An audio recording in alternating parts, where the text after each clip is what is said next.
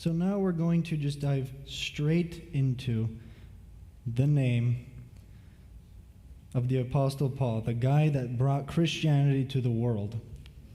And we're going to look at what he had to endure to start the process. So we're going to read quite a bit of scripture. So follow me in Acts chapter 8, verses 1 and 3. And then we're going to switch over to Acts chapter 9. But let's start in Acts chapter 8, verse 1.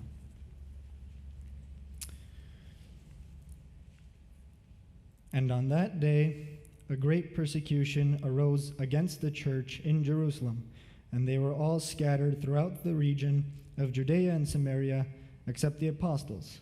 Verse 3, but Saul was ravaging the church, and entering house after house, he dragged out men and women and committed them to prison. And then let's go to Acts chapter 9, verses 1 to 9. But Saul, still breathing threats and murder against the disciples of the Lord, went to the high priest and asked him for letters to the synagogues at Damascus, so that if he found any belonging to the way of the Christians, men or women, he might bring them bound to Jerusalem. Now as he journeyed, he approached Damascus, and suddenly a light from heaven flashed around him. And he fell to the ground and heard a voice say to him, Saul, Saul, why do you persecute me? And he said, Who are you, Lord? And he said, I am Jesus, whom you are persecuting. But rise and enter the city, and you will be told what you are to do. The men who were traveling with him stood speechless, hearing the voice, but seeing no one. Saul arose from the ground, and when he had his eyes opened, he couldn't see anything. So they led him by hand and brought him into Damascus. And for 3 days he was without sight, and he neither ate nor drank. So now you see the life story of this upcoming apostle at this point in the text, right? He thinks he's serving God. He's actually going completely against him. And he really is convinced that he's on the right path, but he's going the complete other direction. He's a learned man, he's educated, he's mentored, he studied the philosophies of the Greeks, he studied the history of the Jews, he's worked with the writings and works of his fathers, he's memorized the whole law, he's worked in the theological and religious thought of his people, he's governed in the ranks of the temple leadership, he knows his stuff. He's faithful to his millennia-old traditions, and he's fully submerged in the world of his age-old religion and culture. And then this random preacher comes out of nowhere and starts shaking all this ground, right, in Jerusalem. And he's sparking controversy with all these religious leaders. So what do? They decide, let's kill this random, you could say, blasphemer. That's what they viewed Stephen as. So they canceled him. They stoned him. They killed him. And that's when Paul really had his motivation to put an end to this Christian movement, to stop it as quickly as possible. And from Jerusalem to Damascus is 150 miles north. That's quite a walk. It'd take you about a week to get there. And he was willing to go all this way so that he can get official letters from the synagogue in Damascus to do his work. So Paul, on the way to Damascus, ready to fulfill his new mission, he's going on his horse, and then he gets interrupted. Thank God. He gets interrupted. He's stopped. The very problem that Paul was fighting against meets him face to face. And then he's thrown off of his horse to the ground. That's symbolizing his entire life's, his entire people's, his entire faith's foundation being shaken, thrown to the ground. And then he hears the real voice of his God telling him, Saul, Saul, why are you persecuting me? And then the most heartfelt question comes out of humiliated Saul. Who are you, Lord? Are you the God of Abraham, Isaac, and Jacob? Are you the God of Moses, who led our fathers out of Egypt? Are you the God who remained with us in Babylon? Are you even the God I've known this whole time? Who are you, Lord? And then the God of Abraham, Isaac, and Jacob, and Moses, and Israel, and Paul answers him and says, I am Jesus, whom you are persecuting. Paul is completely shaken, humbled. His whole foundation of faith and life is shattered. He feels as if his whole life is without a foundation anymore. He doesn't know what to think anymore. He doesn't know what to believe anymore. He's in shock. He knows his family, his friends, his colleagues, his people, his whole world is now going to view him as the enemy that he is now about to follow. He thinks he's done for. He's devastated. And then you look at Elijah the prophet in 1 Kings 19. You don't have to go there. But Elijah, he faces his country's enemy and enemy gods. And then he goes to gain victory, right, through the fire that came from heaven. He goes to gain victory over the hundreds of prophets of the enemies of God. But he evacuates and escapes the responsibilities that he had in his home. Runs off, away from the city, sits under the tree and begs God in 1 Kings 19:4, Lord, it's enough for me. Take away my life now, for I am not better than my fathers. I've failed to keep your people faithful. I failed just as my fathers have. I'm part of the history of the failure prophets. And I'm being hunted down to be killed by this demonic queen, and nothing is going for me.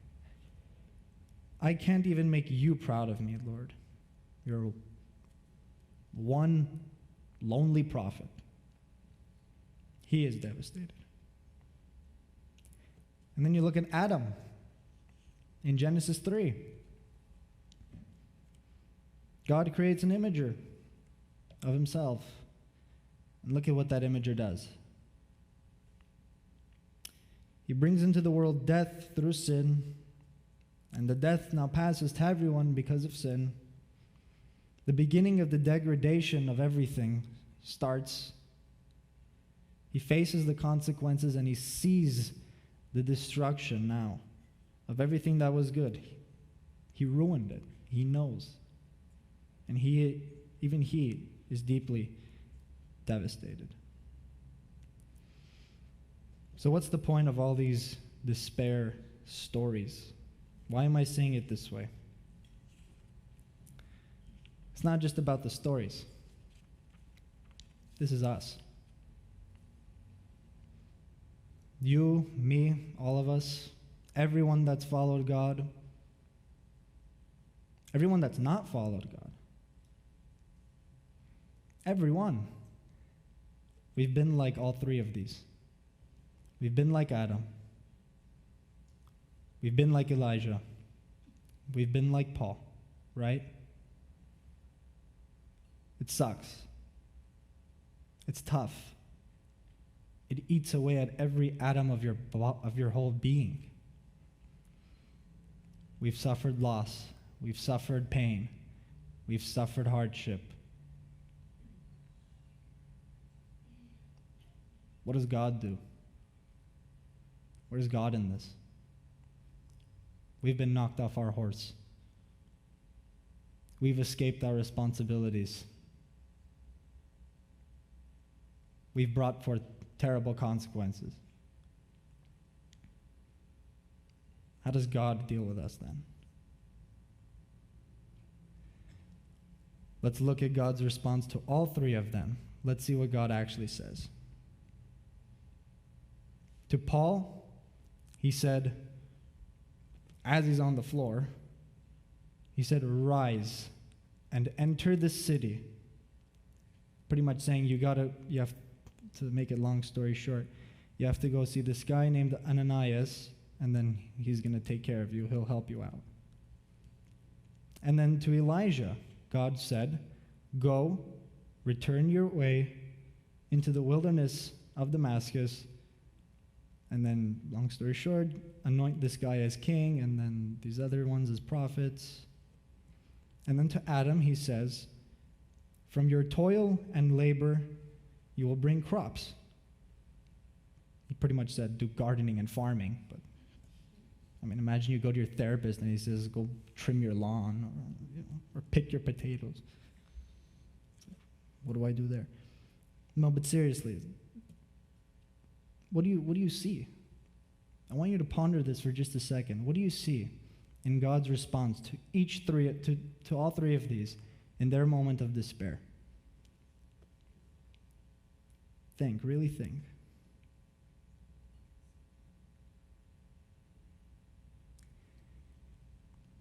He tells them to do something. He tells them to do something. He gives them a task to complete. You see it, right? God doesn't undermine the reality of their situation. He's fully aware of what's going on. He knows better than them what's going on. He sees their heart. He feels their pain.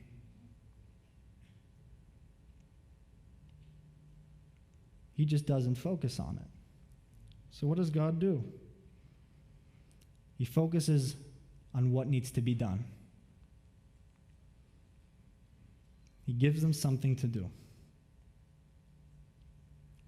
God gives us a path to walk on, a task to complete, a mission to participate in, and a purpose to serve.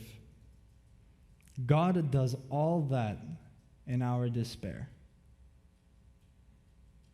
Isn't that interesting? God, as our heavenly caretaker and parent, and what you can call a therapist, He's there, He's aware, and He says these things. He gives us things to do. God is your therapist and my therapist. Collectively and personally, He's our therapist. So how does He give us therapy? He brings us up from the ground that we just fell on. And He says, rise, go to the city. He brings you back on your feet. He uplifts you. He motivates you. He strengthens you. And in regards to the suffering that we have to endure, and that we have endured, that bring us into those moments of despair, Jesus says to us, I'm taking care of it. That's not for you to worry about. That's my burden to worry about. I'm taking care of it. Trust me as I am taking care of it. Don't worry about that. Go into the city. Do what I'm telling you. Trust me. This is for you. I'm saying this for you. Go into the city, Paul. You have no idea what's about to happen in your life. Go, Elijah. You have no idea what's about to come up in your life. Go, Adam. You have no idea what's about to come up in your life. And what does end up happening in their life? Paul ends up being the apostle that brings Christianity to a majority of the Gentiles, writes half the New Testament. What happens to Elijah? He gets taken up into heaven. What happens to Adam? He ends up fathering every one of us.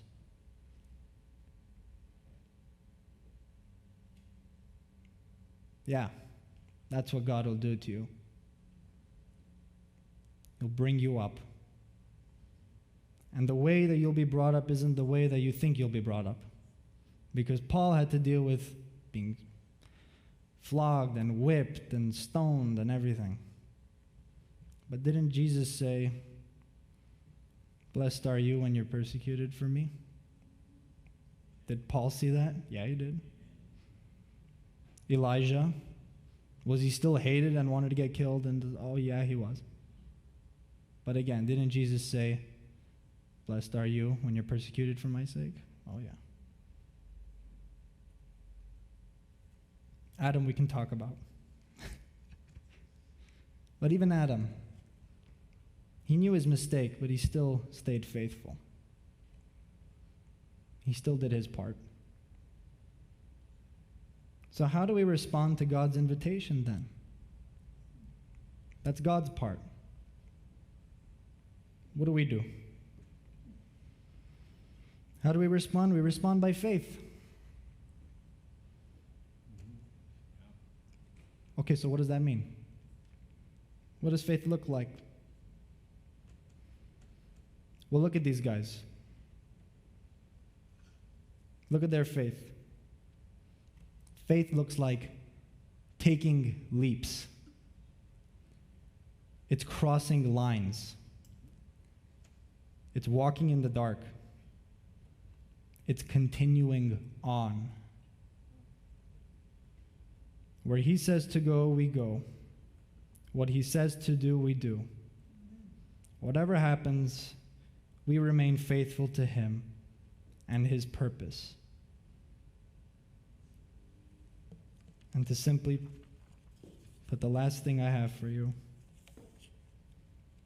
and no matter what, we keep moving. Amen.